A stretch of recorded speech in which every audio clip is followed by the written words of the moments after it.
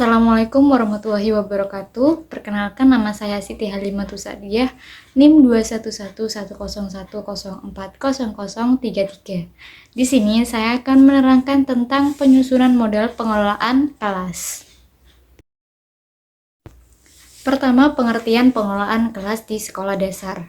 Menurut Saiful Bahri, pengelolaan kelas adalah keterampilan guru menciptakan dan memelihara kondisi belajar yang optimal dan mengembalikannya bila terjadi gangguan dalam proses interaksi edukatif. Jadi dengan kata lain, kegiatan-kegiatan untuk menciptakan dan mempertahankan kondisi yang optimal bagi terjadinya proses interaksi edukatif. Selanjutnya, pendekatan dalam pengelolaan kelas di sekolah dasar. Yang pertama, pendekatan kekuasaan. Pengelolaan kelas diartikan sebagai suatu proses untuk mengontrol tingkah laku peserta didik. Peranan guru di sini adalah menciptakan dan mempertahankan situasi disiplin kelas. Kedisiplinan adalah kekuatan yang menuntut kepada peserta didik untuk menaatinya. Jadi di dalamnya ada kekuasaan dalam norma yang mengikat untuk ditaati anggota kelas. Melalui kekuasaan dalam bentuk norma itulah guru mendekatinya.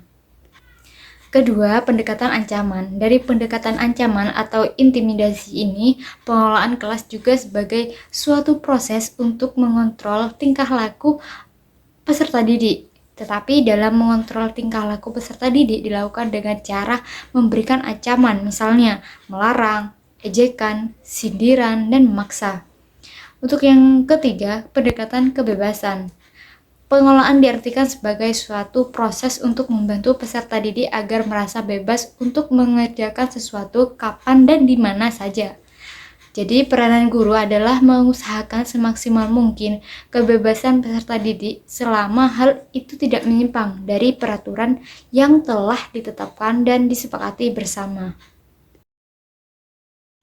Yang keempat, pendekatan resep.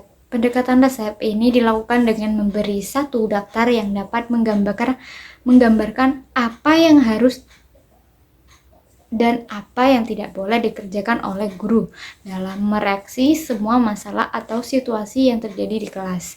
Jadi dalam daftar ini digambarkan tahap demi tahap apa yang harus dikerjakan oleh guru.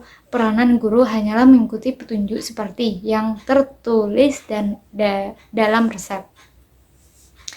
Yang kelima, pendekatan pembelajaran. Pendekatan pembelajaran ini didasarkan atas suatu anggapan bahwa dalam suatu perencanaan dan pelaksanaan pembelajaran akan dapat mencegah munculnya masalah tingkah laku peserta didik dan memecahkan masalah bila tidak bisa dicegah. Pendekatan ini menganjurkan tingkah laku guru dalam mengajar untuk mencegah dan menghentikan tingkah laku peserta didik yang kurang baik. Yang keenam, pendekatan perubahan tingkah laku. Pengelolaan kelas dapat diartikan sebagai suatu proses untuk mengubah tingkah laku peserta didik dari yang kurang baik menjadi baik. Yang kedelapan, pendekatan suasana, emosi, dan hubungan sosial. Pendekatan ini pengelolaan kelas berdasarkan suasana perasaan dan suasana sosial di dalam kelas sebagai kelompok individu cenderung pada pandangan psikologi, klinis, dan konseling. Yang kedelapan, pendekatan proses kelompok.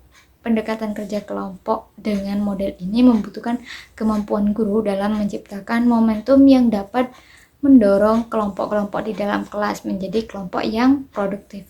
Yang terakhir, pendekatan elektis atau pluralistik. Pendekatan elektis ini menekankan pada potensialitas, kreativitas, dan inisiatif wali guru kelas dalam memilih sebagai pendekatan.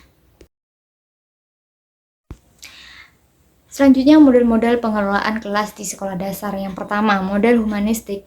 Model humanistik dalam pengelolaan kelas menekankan pada faktor keunikan setiap individu pembelajar.